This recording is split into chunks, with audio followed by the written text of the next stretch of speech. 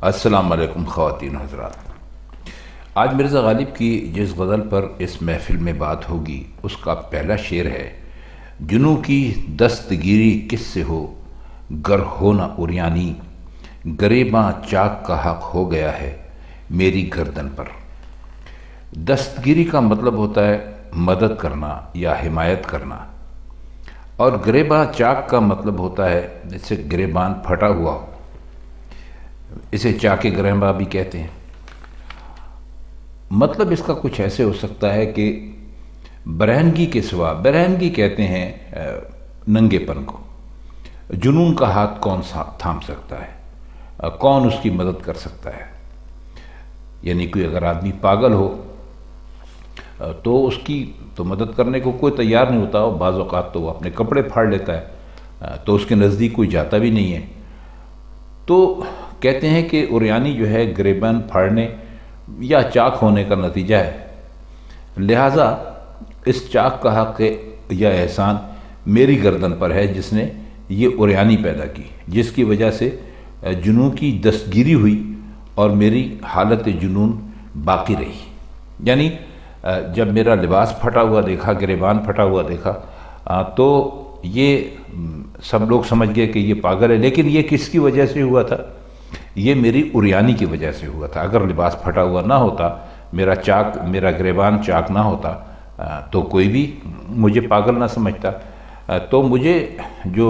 پاگل سمجھے لوگ، وہ اس وجہ سے سمجھے کہ عریانی جو تھی وہ میری مدد کر رہی تھی۔ شعر ہے کہ برنگ کاغذ آتش زدہ نیرنگ بیتابی، ہزار آئینہ دل باندھے ہے بالے یک تپیدن۔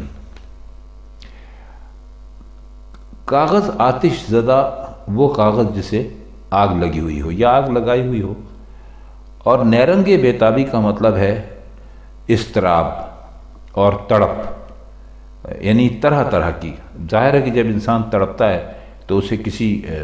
پہلو چین نہیں ہوتا، کبھی دائیں طرف ہوتا ہے، کبھی بائیں طرف ہوتا ہے، کبھی اٹھ کر بیٹھ جاتا ہے، کبھی چلنے لگتا ہے، تو اس کو نیرنگی کہتے ہیں۔ نیرنگ آپ جانتے ہیں تبدیلی کو کہتے ہیں، بدلتے ہوئے حالات کو کہتے ہیں۔ اور بال کا مطلب ہے پر یا بازو، اور تپیدن کہتے ہیں تڑپنے کو۔ تو فرماتے ہیں کہ میرے اضطراب اور تڑپ کی جو نیرنگی ہے اس کاغذ کی طرح ہے جسے آگ لگا دی ہو۔ ایک ایک تڑپ کے بازو پر دل کے ہزار ہزار آئینے دکھائی دیتے ہیں۔ اب دیکھیے، اس شعر کی مختلف لوگوں نے مختلف تشریح کی ہے، تو ہم آپ کی خدمت میں پیش کرتے ہیں کہ وہ یہ کہہ رہے ہیں کہ کاغذ چونکہ کلام ربی اور کلمات کا بھی حامل ہے، اس لیے کاغذ کو جلانے کو اچھا نہیں سمجھا جاتا، لیکن کاغذ کی جو تحریر ہوتی ہے وہ مستقل ایک سند ہوتی ہے، تو اس لیے شہادت کو ضائع کرنے کی غرض سے کاغذ کا ضائع کرنا بسا اوقات لازمی ہو جاتا ہے۔ اور معشوق جو ہیں وہ ہمیشہ سے یہ دیکھا گیا ہے کہ جو عاشقوں کے خط ہوتے ہیں ان کو جلا دیتے ہیں۔ کم از کم عاشق تو اپنے شعروں میں، شعراء نے تو اپنے شعروں میں یہی کہا ہے کہ عاشقوں کے جو خط ہوتے ہیں وہ محبوب جلا دیتے ہیں۔ لیکن کسی شاعر کے مشاہدے میں یہ نہیں آیا کہ کاغذ کے جلنے میں کیا کیا یعنی شاعرانہ کیفیات ہوتی ہیں، بلکہ دکھائی دیتی ہیں۔ جب کاغذ کو آگ میں ڈالا جاتا ہے تو ذرا سی دیر آگ بلند ہوتی ہے، شعلہ بنتا ہے اور وہ بجھ جاتا ہے، اور جو اس سے سرخ یا سیاہ رنگ کا کاغذ ہوتا ہے وہ باقی رہ جاتا ہے۔ تو مرزا نے کہا کہ گویا ایک ایک تڑپ کے بازو پر ہزار ہزار آئینے باندھ دیے گئے۔ دل اس لیے لائے کہ احساس دل کی خاصیت ہے، تڑپنا اور لوٹنا، بے چین ہونا، مضطرب ہونا دل پر ہی موقوف ہے۔ تو مشاہدے کے کلام کے علاوہ شاعر نے تشبیہ اور پھر اس کیفیت کو حیرت انگیز طریقے سے دکھایا۔ ایک جگہ ہم نے یہ بھی لکھا دیکھا کہ آتش زدہ کاغذ میں سکڑنے اور سمٹنے کی جو کیفیت پیدا ہوتی ہے اس سے بیتابی کو تشبیہ دی۔ آپ نے دیکھا ہوگا کہ جب آپ کسی کاغذ کو آگ لگاتے ہیں تو وہ کاغذ جو ہے وہ مڑ توڑ جاتا ہے، کبھی اوپر سے مڑتا ہے نیچے کی طرف ہوتا ہے، کبھی دائیں سے مڑتا ہے بائیں کی طرف ہوتا ہے، تو اس سے انہوں نے اس کو بےتابی سے اس کو تشبیہ دی ہے۔ اور ایسے کاغذ میں جو روشن نقطے نمودار ہوتے ہیں، آپ نے دیکھا ہوگا جب کاغذ کو جلاتے ہیں تو ساتھ میں نقطے نقطے سے بھی بنتے ہیں، مطلب یہ ہے کہ تکلیف اور بے قراری میں اگر کوئی چیز انسان کو سکون دیتی ہے تو وہ تڑپنا اور لوٹنا ہے۔ ویسے بھی آپ نے دیکھا ہوگا کہ جس آدمی کو اللہ نہ کرے کسی کو بہت شدید درد ہو رہا ہو تو وہ تڑپتا ہے اور لوٹتا ہے، تو شاید اس سے اس کو ایک طرح کی تسکین حاصل ہو جاتی ہے۔ شعر ہے کہ فلک سے ہم کو عیش رفتہ کا کیا تقاضا ہے، فلک سے ہم کو عیش رفتہ کا کیا تقاضا ہے، متاع بردہ کو سمجھے ہیں قرض رہزن پر۔ اس میں آپ کو جو شعر میں جو مشکل لفظ ہے اس میں ایک تو عیش رفتہ ہے، یعنی عیش رفتہ کا مطلب ہوتا ہے کہ گزرے ہوئے زمانے کی جو راحت ہو یا آسائش ہو یا عیاشی کہہ لیجئے، اس کو کہتے ہیں عیش رفتہ، یعنی وہ عیش جو اب گزر گیا۔ اور متاع بردہ کا مطلب ہوتا ہے چھینا ہوا مال، لوٹا ہوا مال۔ تو چھینے اور لوٹے ہوئے مال کے بارے میں یہ کہتے ہیں، فرماتے ہیں غالب کہ ہم اپنی گزری ہوئی راحت اور آسائش کے لیے آسمان سے کیا تقاضے کر رہے ہیں،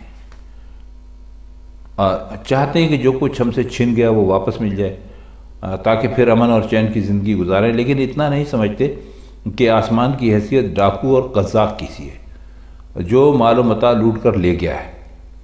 اور اسے ہم سادہ لوہی سے اس پر قرض سمجھتے ہیں کہ بھئی جب چاہیں گے وصول کر لیں گے یا تقاضا کر کے لے لیں گے، حالانکہ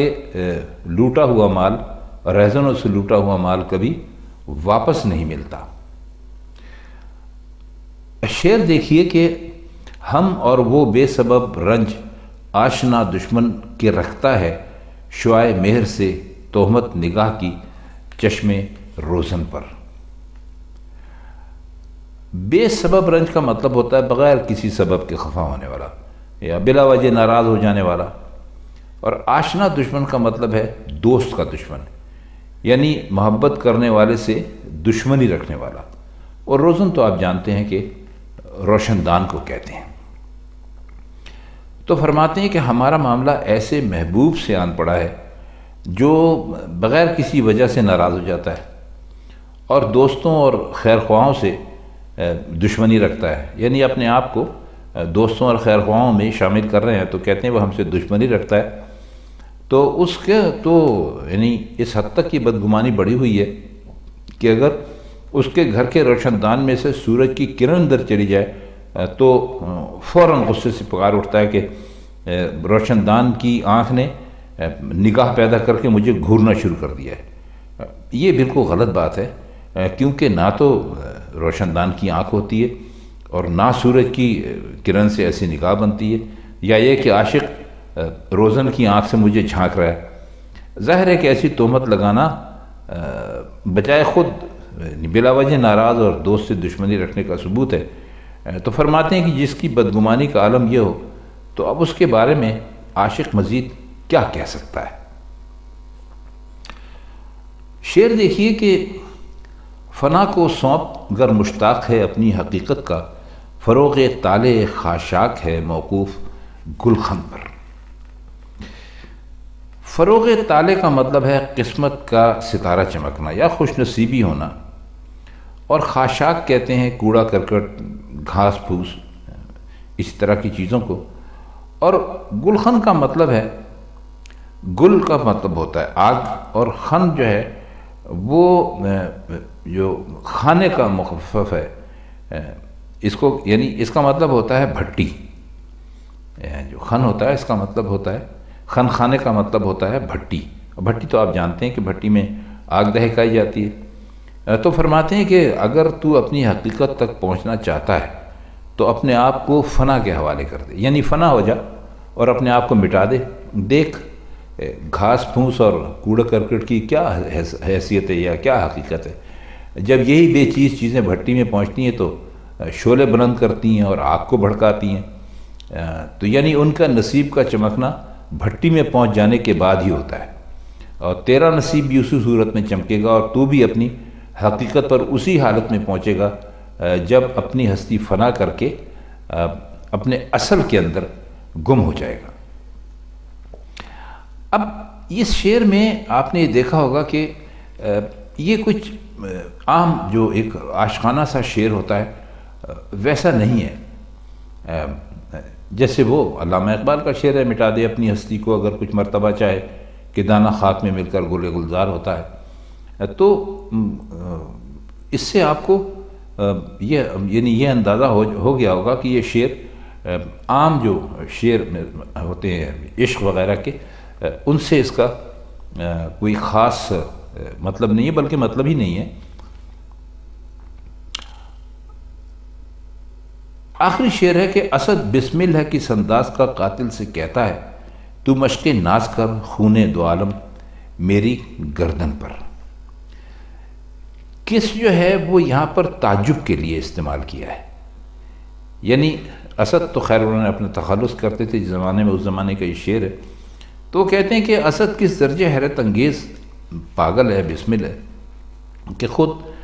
خاک و خون میں لوٹ رہا ہے، لیکن اپنے قاتل یعنی محبوب سے کہتا ہے کہ تو ظلم کی مشق کیے جا، انداز اور ادا دکھائے جا، اگر لوگوں